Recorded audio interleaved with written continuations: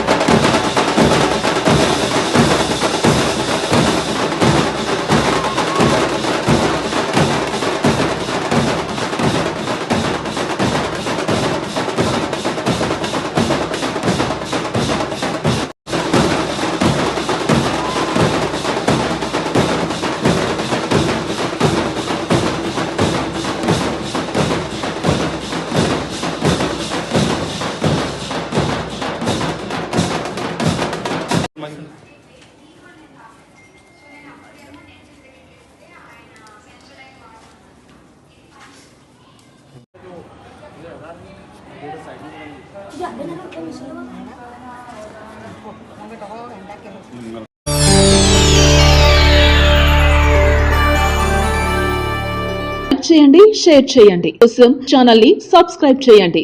అలాగే ఇక్కడ ఉండే ఈ గంట సింబల్ ని క్లిక్ చేయండి.